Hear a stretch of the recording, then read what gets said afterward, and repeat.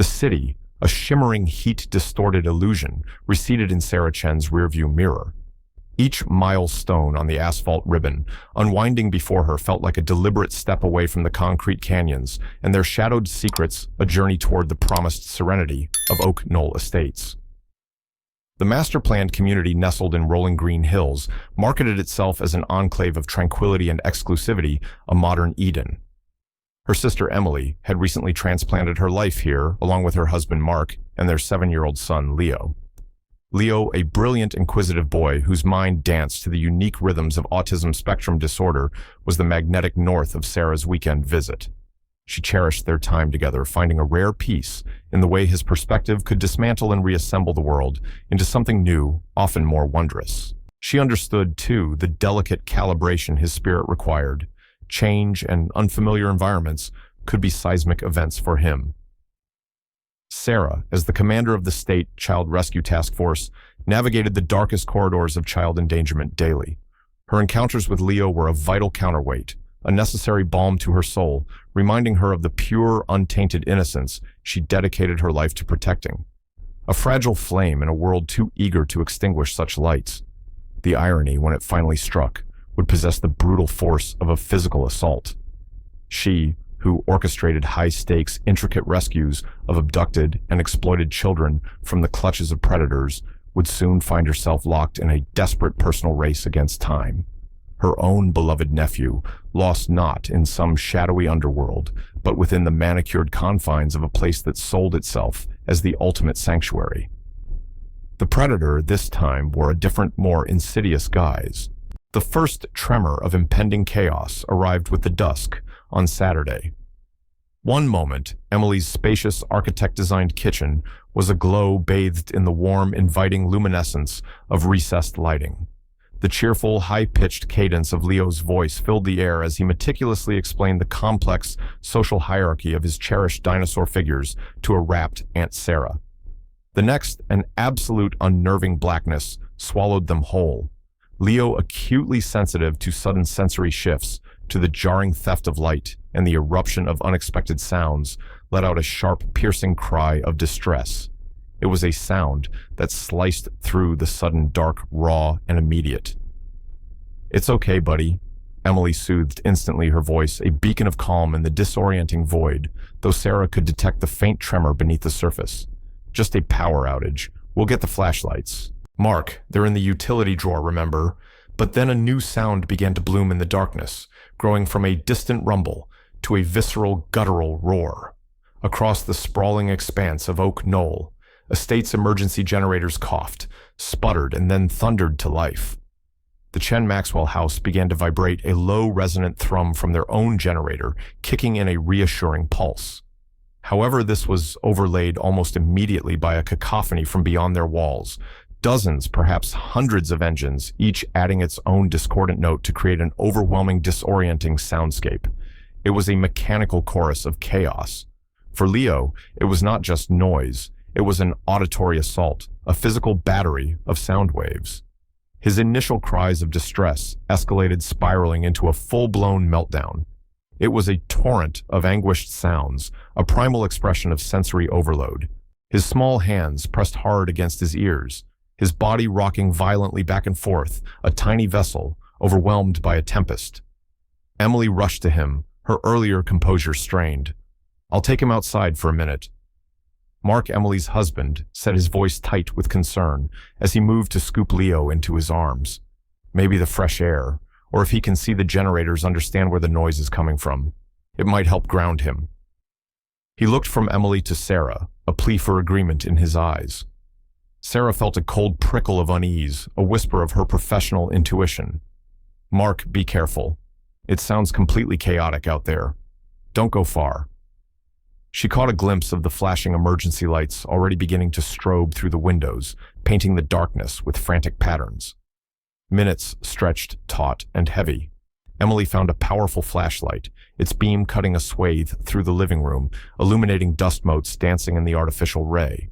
She tried to engage Sarah in trivial conversation, her anxiety a palpable hum beneath her words. Then Mark returned alone. His face caught in the sweeping beam of Emily's flashlight was a mask of chalky pallor, his voice strained, cracking. I can't find him. Leo, he just got so overwhelmed out there. His breath came in ragged gasps. There were some HOA security guards, shouting, trying to direct non-existent traffic, I think. One of them yelled, I don't know, something about clearing the area? Leo he bolted, darted away from me. I thought he ran back towards the house, but he's not here. I've called and called. Panic, cold, sharp, and utterly debilitating, pierced through Sarah. Her years of professional training, the ingrained protocols for crisis response, clashed violently with the visceral primal fear of an aunt for her nephew. She could feel the adrenaline dump, the narrowing of focus, the heightened senses. Okay, she said, her voice a marvel of forced steadiness, a commander taking charge even as her heart hammered. Emily, you and Mark search every single room again, closets under beds, behind furniture, anywhere a scared child might hide. Call his name softly. Mark, retrace your exact steps outside meticulously. I'm going to find those security guards. They had to have seen something. They were right there. The scene outside was a disorienting tableau of manufactured emergency. Emergency lights from houses in the distant clubhouse cast harsh, moving shadows that danced and writhed like grotesque specters. The air itself throbbed thick and heavy with the relentless, percussive roar of countless generators. It was a symphony of internal combustion, oppressive and menacing. Sarah, her eyes scanning quickly, located two HOA security guards. Their uniforms, a vaguely militaristic dark gray, seemed ill-fitting and pretentious. They stood beside a golf cart, a strobing yellow emergency light atop it, rhythmically illuminating their faces. One was younger, an officer named Kyler, who looked flustered, overwhelmed, his eyes wide and uncertain. The other, older, with a name tag, identifying him as Supervisor Thorne, appeared more irritated than concerned, a man inconvenienced by the unfolding situation. He exuded an air of petty tyranny. Excuse me, Sarah said, her voice cutting through the din, direct and authoritative. She approached them, noting Thorne's dismissive posture even before she spoke. My nephew Leo Maxwell, 7 years old, autistic, he went missing just a few minutes ago, very near here. He's likely extremely scared and disoriented by the noise and the lights. Thorne barely afforded her a glance, his gaze fixed on some distant, imaginary point of authority. Ma'am, we've got a whole community in blackout conditions. Lots of people are agitated running around. We can't be expected to keep track of every wandering kid tonight. His tone was dismissive, bored. He's not just wandering. Sarah pressed her voice, hardening, a steely edge creeping in. He's a disabled child, and he's terrified by this noise. He was last seen right near your position. He might be hiding, trying to get away from the sound. She could feel her patience fraying. Kyler, the younger guard, shifted uncomfortably, avoiding her gaze, then flicking a nervous glance at Thorne. There was a kid, making a real racket over by the clubhouse generator a few minutes back. Yeah, kinda hysterical, screaming pretty loud. He seemed reluctant to say more. A knot of pure icy dread tightened in Sarah's stomach. The clubhouse generator, that was one of the largest, loudest units in the entire complex. The clubhouse generator, is that the large industrial unit behind the main clubhouse building? She asked, her voice dangerously quiet. Thorne finally deigned to look directly at her, his eyes cold, flat, devoid of empathy. Yeah, that's the one. We had to ensure the backup power to our main systems. Our communications hub was secure and operational. The kid was interfering, screaming his head off right next to it, causing a major disturbance, preventing us from doing our jobs. What did you do? Sarah's question was a whisper, yet it carried the weight of a coming storm. Her hand instinctively clenched. Kyler looked at Thorne again, a flicker of something, apprehension descent, in his young eyes. It was gone in an instant. Thorne just shrugged, a gesture of utter indifference. We put him somewhere he couldn't bother anyone, where he could calm down. Standard procedure for individuals causing a persistent disturbance during an emergency situation like this. Keeps them safe, keeps things orderly. Somewhere he could calm down. Sarah repeated the words, tasting like ash in her mouth. Her mind, trained to assess threats, raced through horrific possibilities. The casual cruelty of his statement was breathtaking. Where exactly, Supervisor Thorne, did you put a 7-year-old disabled child who was clearly having a severe sensory meltdown?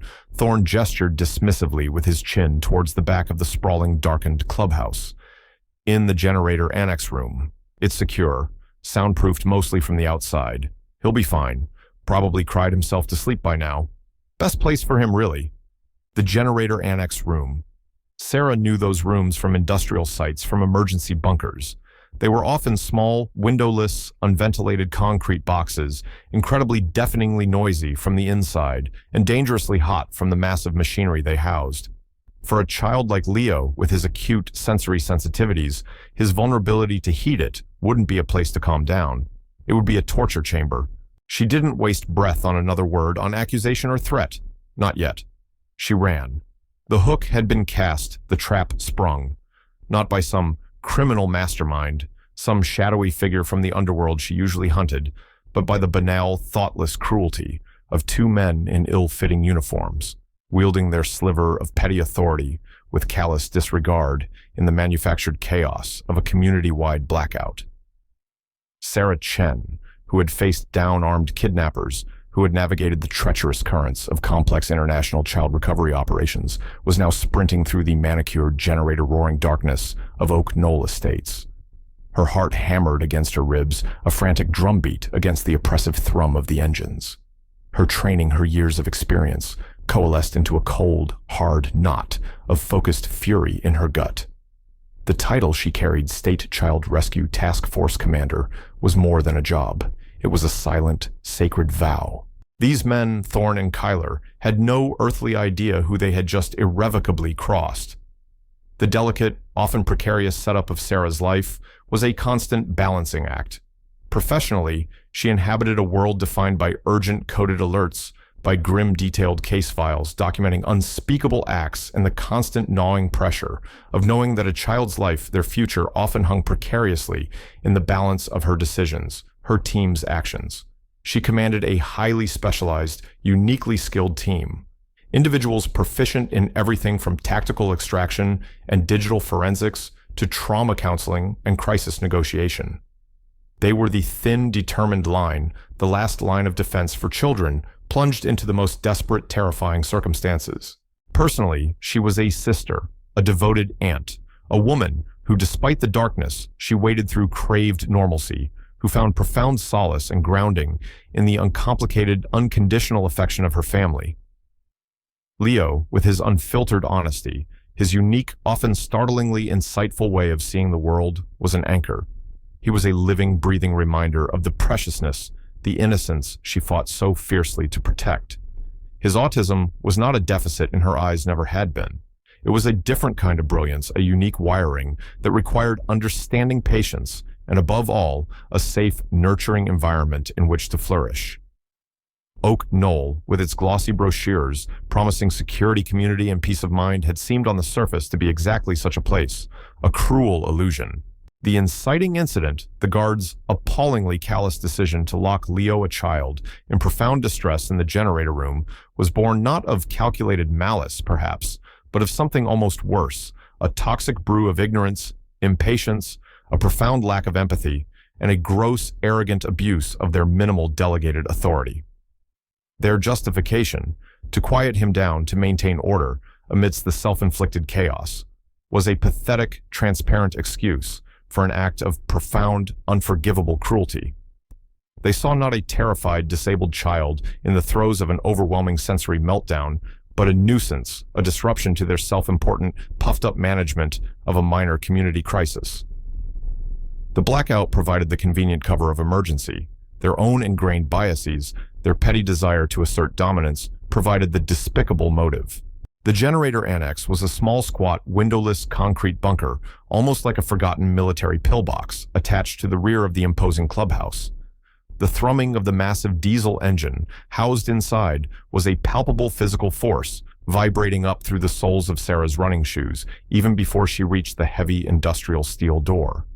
A single bare fly-specked bulb above the door cast a sickly, inadequate yellow light on the scene. The door itself was secured with a heavy-duty, formidable-looking padlock. Its metallic gleam seemed to mock her urgency. Leo. Sarah screamed, her voice hoarse, cracking, as she hammered on the unyielding steel with both fists. Leo, can you hear me? It's Aunt Sarah. Only. The deafening, relentless, gut-shaking roar of the generator answered her desperate cries. The sound seemed to absorb her voice, to swallow it whole. Mark, breathless and pale, skidded to a halt beside her, his face a mask of dawning horror as he took in the scene. Thorne and Kyler sauntered up a moment later, their pace infuriatingly casual. Thorne, with an air of smug vindication, jingled a set of keys. "See secure." Thorne said, a hint of a sneer in his voice, clearly misreading Sarah's terror for concern about Leo's whereabouts. "He's probably just fine in there. Nice and quiet for him, away from all this racket out here. Open this door." Now Sarah commanded her voice, dropping to a lethal whisper, each word imbued with the full weight of her authority, an authority Thorne had yet to comprehend. Her eyes, fixed on his, were chips of ice. Thorne, still oblivious, or perhaps deliberately obtuse, made a deliberate, slow show of selecting a key from the ring. The padlock clicked open, with a sound that seemed deafeningly loud in Sarah's heightened state. Sarah didn't wait for him to pull the door. She threw the heavy steel door wide, with a strength born of adrenaline and fear. The conditions inside were horrific, an immediate assault on the senses. The air, thick and cloying, hit her like a physical blow, a suffocating wave of diesel fumes and superheated metallic staleness. The heat was intense, easily over 100 degrees, radiating from the monstrous engine. And the noise. The noise was a deafening, percussive, bone-jarring roar that made her teeth ache, her sinuses vibrate. It was a physical presence, relentless and brutal. And there, huddled in the far corner, as far as his small body could possibly get from the monstrous, vibrating, roaring diesel engine, was Leo.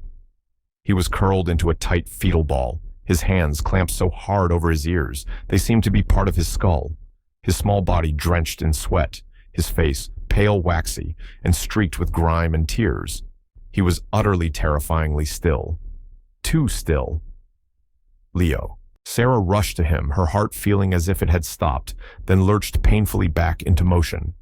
She knelt, her hand trembling as she touched his small, burning shoulder. He flinched violently at her touch, but didn't look up, didn't uncurl. She gently, carefully pulled his hands away from his ears. They were bright red, raw, the skin indented. He's barely responsive. Sarah choked out, her voice thick with unshed tears and rising fury. Her medical training rudimentary, but there from her task force work kicked in. Heat stroke almost certainly. Severe sensory overload a given. Possible acoustic trauma, hearing damage. She carefully, tenderly scooped his limp, overheated body into her arms. He was burning hot, to the touch his clothes soaked through. He made a small whimpering sound, but his eyes remained unfocused. Thorne and Kyler stood silhouetted in the doorway, their expressions finally belatedly shifting from smug indifference and irritation to a dawning, horrified realization as they saw the actual state of the child Sarah carried out. Kyler looked physically ill, his face turning a sickly green under the yellow emergency light. Thorne's face had gone ashen, his earlier arrogance vanishing like smoke. The jingling keys were silent in his suddenly nerveless hand. He was just making noise. Kyler stammered, his voice barely audible above the receding roar of the generator as Sarah moved away from the annex. We didn't mean for this. You locked a disabled child, a 7-year-old boy, in an active industrial generator room," Sarah said, her voice like ice shards, each word precise and condemning as she pushed past them out into the relatively cooler, quieter night air. The contrast was stark. You left him in conditions that could kill a grown adult, let alone a child with his sensitivities. Get on your radio. Call for paramedics immediately. Tell them potential severe heat stroke, dehydration, and acoustic trauma in a minor. My nephew. Now. Her authority was absolute, unquestioned now. These were no longer merely incompetent HOA guards. They were perpetrators, and she was unequivocally in command. The full terrifying weight of what they had done was beginning to crash down upon them. The rising action began with Leo's frantic, siren-screaming rush to Oak Null General Hospital.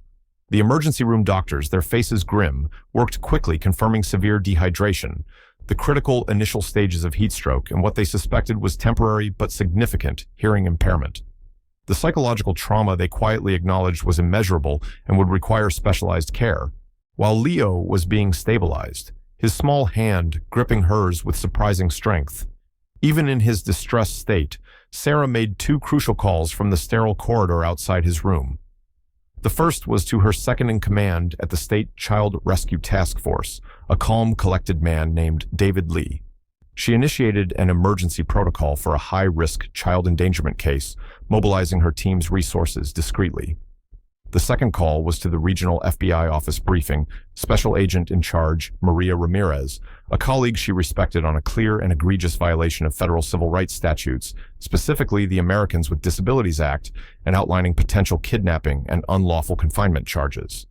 The full formidable weight of both state and federal power was about to descend upon the seemingly tranquil, exclusive community of Oak Null Estates. The sanctuary was about to become a siege. The HOA management personified by their officious, condescending general manager, a Mr. Desmond Harrington, immediately attempted to stonewall and deflect. The first shocking incident of institutional complicity occurred when Harrington, in a tone dripping with false sympathy and barely concealed irritation, informed Sarah, who had not yet revealed her official position, choosing to present herself only as Leo's concerned aunt, that the guard's actions were currently under internal review by the HOA. He then stated with breathtaking audacity that the HOA considered it a private internal matter. He even had the gall, the unmitigated nerve, to suggest that Leo's pre-existing condition and his obvious oversensitivity might have significantly contributed to his unfortunate overreaction to a standard emergency procedure. Mr. Harrington Sarah had replied, her voice dangerously calm, a quiet prelude to a storm. Confining a terrified child in a dangerously hot, intolerably loud industrial environment is not a private matter, nor is it a standard emergency procedure. It is a criminal act, and my nephew's pre-existing condition, as you so delicately put it, is a disability that makes him exceptionally vulnerable, a fact your guards were explicitly made aware of and then chose to ignore, or far worse, to exploit for their convenience. Harrington had blustered, but Sarah saw a flicker of fear in his eyes before he retreated behind a wall of corporate speak. The second incident, starkly demonstrating the depth of the problem and the HOA's protective insularity, came swiftly. Thorne and Kyler, after a perfunctory, almost cursory questioning by local police officers, who seemed visibly intimidated by the HOA's quickly materialized high-powered legal counsel, were released without charge. The HOA announced they were merely suspended pending the outcome of our internal investigation. To add egregious insult to grievous injury, Thorne, emboldened by this apparent institutional support, had the gall to file a formal complaint with the HOA against Mark for verbal aggression and threatening behavior during the heated moments outside the generator room. It was a clear, cynical attempt to intimidate, to shift blame, to muddy the waters. Furthermore, a disturbing pattern emerged. Other residents, a few of whom Emily and Mark knew, had witnessed parts of the incident. Leo's initial distress, his flight, the guards' interaction near the clubhouse, suddenly became unavailable to speak. Doors went unanswered. Calls went straight to voicemail unreturned. A chilling wall of silence was being rapidly, systematically erected by the HOA and its loyalists, a community closing ranks to protect its flawed image and perhaps darker secrets. Whispers about not getting involved and protecting property values reached Emily through a strained conversation with one formerly friendly neighbor. The third escalation involved a far more direct, more sinister threat. 2 days after the incident, Emily found a neatly typed note tucked under her car's windshield wiper. It read, "Accidents happen in blackouts. Some children are too much trouble. Oak Null takes care of its own. Go back where you came from if you can't handle our rules and community standards. This is your only warning." This was not just institutional deflection or bureaucratic maneuvering. This was active, malicious intimidation, and it reeked of an organized, coordinated effort to silence them. It sent a fresh wave of terror through Emily and Mark. Sarah, however, was an expert at dismantling walls of silence. It was a cornerstone of her profession. Her team, now discreetly deployed and operating under the radar, began their own meticulous parallel investigation. They interviewed the hospital staff who had treated Leo, noting their professional outrage. They began to canvass neighbors, focusing on those on the periphery of Oak Null, or those with less stake in the HOA's internal politics. Crucially, they initiated comprehensive background checks on Thorne, Kyler, Mr. Harrington, and the board members of the HOA, particularly those on the Safety and Security Committee. They also dug into the security contractor that the HOA employed. It quickly became apparent through a series of database searches and confidential inquiries to past employers that Supervisor Thorne had a documented history of aggressive behavior, multiple complaints of excessive force, and accusations of discriminatory conduct from his previous security jobs. These complaints had been consistently ignored, downplayed, or quietly settled with non-disclosure agreements. He was a known problem, repeatedly passed along. Kyler, by contrast, was a recent hire, young, inexperienced, and according to one former colleague, they managed to track down easily influenced and intimidated by authority figures like Thorne. Harrington, they discovered, had a reputation for prioritizing budget and image above all else in his previous community management roles.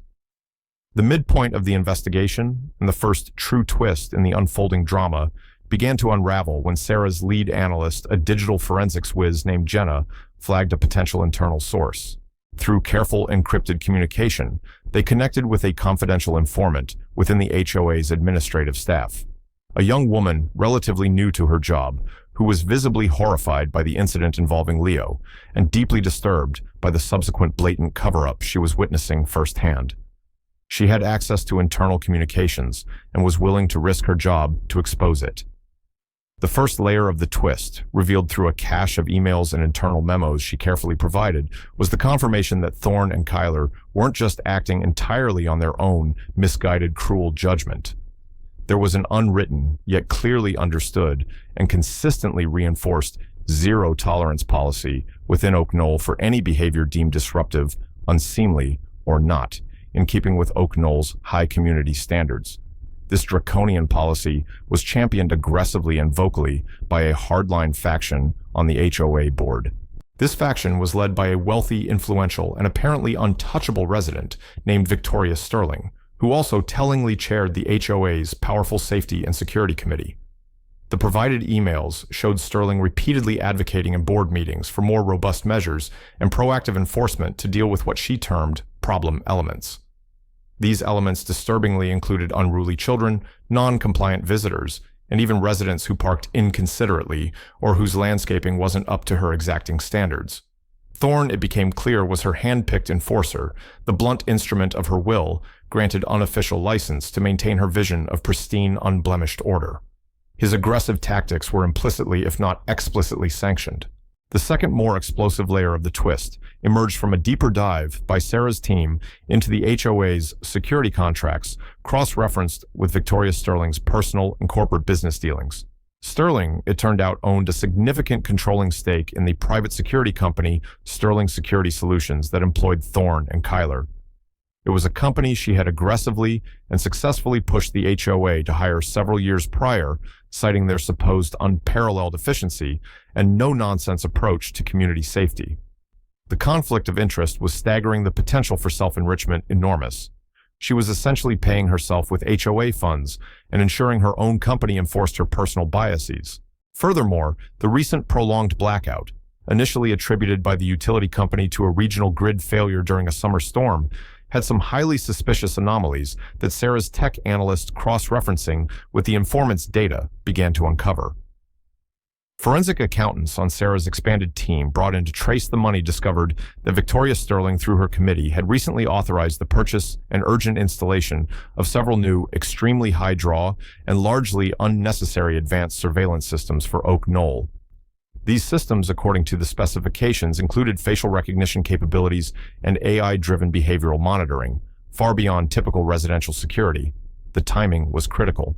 The blackout and the subsequent prolonged reliance on generators across the entire community might have been a convenient, perhaps even deliberately engineered way to test these power-hungry systems under maximum stress, or possibly to mask unusual localized power surges related to their clandestine installation and calibration.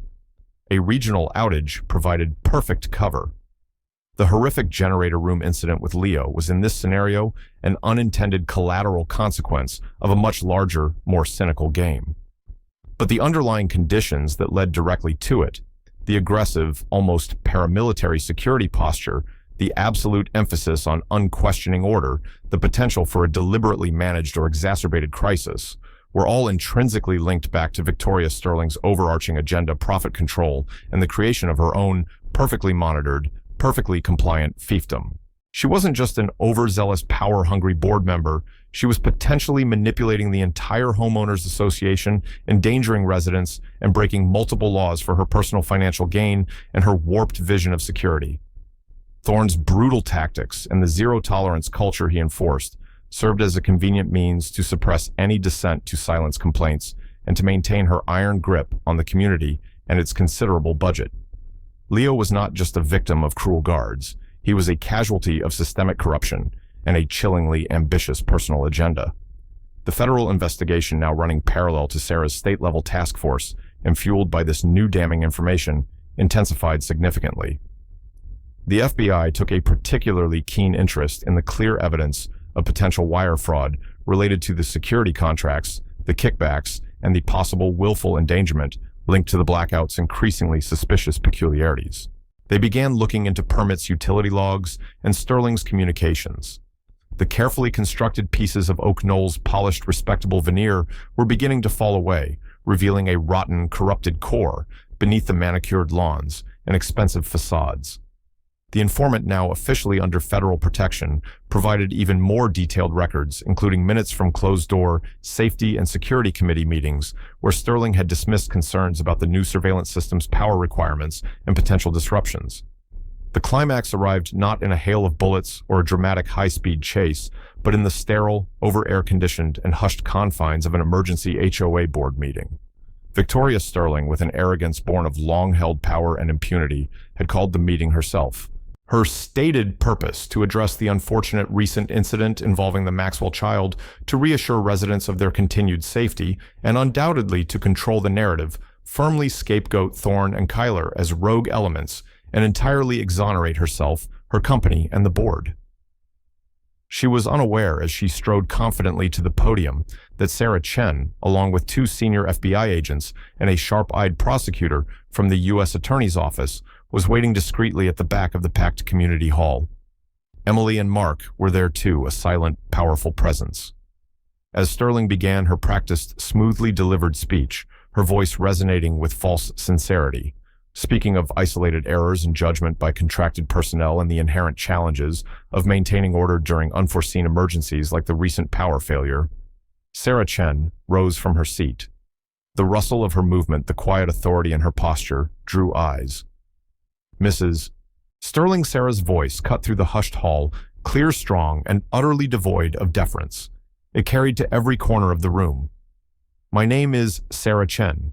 I am the commander of the State Child Rescue Task Force. A murmur rippled through the assembled residents. Sterling paused, her eyes, narrowing, a flicker of annoyance crossing her perfectly composed features. Sarah continued, stepping forward slightly. And your unforeseen emergency. Mrs. Sterling has, unfortunately for you, revealed a deeply disturbing pattern of deliberate child endangerment, a shocking abuse of power, a systematic effort to obstruct justice, and quite possibly a significant criminal conspiracy within this homeowners association, a conspiracy that appears to lead directly to your office, your committee, and your personal financial interests. The room was utterly silent, now stunned. Sterling's face, initially flushed with anger at the audacious interruption, slowly began to drain of all color. Mr. Harrington, seated near the front, looked like he was about to physically faint. Sarah then proceeded with methodical, chilling precision to lay out the evidence her team and the FBI had painstakingly gathered. She spoke of Thorne's documented history of abuse conveniently overlooked. She detailed the unwritten zero-tolerance policies, supported by copies of Sterling's own emails displayed on a projector screen suddenly brought to life by one of Sarah's team members. She referenced the brave whistleblower's sworn testimony. She presented undeniable financial links, flowcharts of money between the HOA, Sterling Security Solutions, and Sterling's personal accounts. She outlined the deeply suspicious circumstances and technical anomalies surrounding the blackout, linking it to the installation of Sterling's invasive surveillance network. She concluded by detailing the blatant attempts to intimidate the Maxwell family and silence other potential witnesses, including the threatening note. Copies of key documents, emails, financial statements, the informant's affidavit, were discreetly handed to the other stunned board members by plainclothes officers. When Sarah finished, the silence in the room was thick, almost suffocating. An FBI agent, a tall, imposing woman, stepped forward from beside Sarah. "Victoria Sterling," the agent announced, her voice firm and unwavering. "You are under arrest for conspiracy to commit wire fraud, multiple counts of mail fraud, willful endangerment of a child, and obstruction of justice. Supervisor Thorne and Officer Kyler are already in federal custody, having been arrested earlier today. They have been charged with kidnapping, reckless endangerment, and aggravated assault on a minor." The agent then turned her gaze to the visibly trembling Mr. Harrington. "Mr. Harrington, we will have some extensive questions for you as well. You may wish to contact your attorney." Sterling lunged to her feet, her carefully constructed composure finally spectacularly shattering. "This is outrageous. You can't do this. I am Victoria Sterling. I will not be treated this way. These are lies, fabrications." Her voice rose to a shrill cry. She looked wildly around, as if expecting her loyalists to rise up. As she turned, perhaps intending to flee or further remonstrate, a second FBI agent moved swiftly and professionally. Her protests were cut short as she was calmly, firmly handcuffed, the metallic click of the restraints echoing in the silent room. The carefully constructed, ruthlessly maintained world of Oak Null Estates, built on a foundation of exclusivity, and Sterling's corruption, had just imploded with stunning finality. Several residents gasped, a few even began to quietly applaud. The falling action was swift, decisive, and comprehensive. The federal prosecution of Victoria Sterling Thorne Kyler and several other complicit individuals, including a few key members of her Safety and Security Committee who had knowingly facilitated her schemes, moved forward with relentless efficiency. Faced with the overwhelming, meticulously documented evidence and the prospect of lengthy, damaging trials, most including a now humbled and broken Victoria Sterling, eventually entered guilty pleas to a raft of charges to avoid even harsher sentences. Thorne and Kyler, for their direct, brutal abuse of Leo, received significant prison time. Thorne, due to his prior record and lack of remorse, received a longer sentence. Kyler, who showed some belated remorse and cooperated to a degree, received a slightly lesser, though still substantial term. Victoria Sterling, while managing to avoid the most severe kidnapping-related charges through her plea bargain, was sentenced to several years in federal prison. Her reputation was irrevocably ruined. Her ill-gotten assets seized to contribute to a substantial victim compensation fund, primarily for Leo, but also for other residents who came forward with evidence of her past abuses of power. The Oak Null Homeowners Association, as it had existed, was effectively dismantled by a cascade of lawsuits from residents and intensive federal oversight. A court-appointed administrator, a retired judge with a reputation for fairness and integrity, was brought in tasked with the monumental job of reforming its entire governance structure, rewriting its bylaws from the ground up, and establishing robust mechanisms for transparency and accountability. The private security firm owned by Sterling Security Solutions was shut down permanently, its license revoked statewide. Mr. Harrington, though avoiding criminal charges, was fired and faced civil litigation.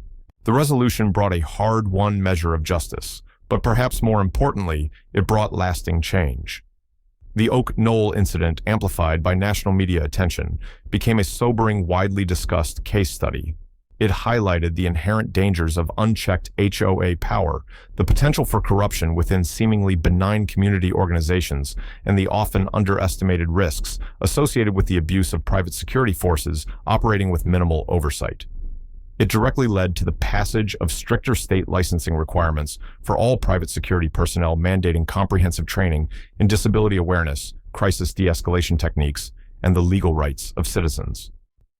Clearer legal avenues were established for holding HOAs and their boards accountable for civil rights violations and financial malfeasance. Leo's Law, as it became popularly known, was enacted by the state legislature. This landmark bill strengthened protections for vulnerable individuals, particularly children, and those with disabilities residing in planned communities.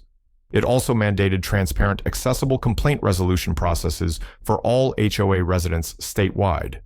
Leo Maxwell, surrounded by the unwavering love and support of his family, made a slow but truly remarkable recovery. The physical effects of his horrific ordeal, the heat stroke, the dehydration, the initial hearing loss, gradually healed with time and dedicated medical care. His hearing thankfully returned to near normal. The emotional and psychological scars, however, took longer to fade. With intensive specialized play therapy and the patient understanding support of his parents and Aunt Sarah, he gradually regained his sense of security, his innate spark of joy. His drawings, once almost exclusively focused on the intricate world of dinosaurs, began to change. They started to feature brave, kind-faced rescue workers, strong protectors, and gentle doctors. He even initiated a small school project with the help of his teacher and therapist to create simple illustrated guides for first responders explaining how to best interact with and support children with autism during stressful or emergency situations. His unique perspective was now being channeled into helping others. Sarah Chen watched these positive developments unfold with a profound sense of relief and a deep, weary satisfaction. Her task force, in collaboration with the FBI, had done its job and done it well. Yet the victory was undeniably bittersweet, a stark, indelible reminder of the constant, unblinking vigilance required to protect the vulnerable even in places that proclaim themselves havens. Evil, she knew, often wore the most respectable, unassuming disguises. Months later, on a bright autumn afternoon, Sarah visited Emily, Mark, and Leo.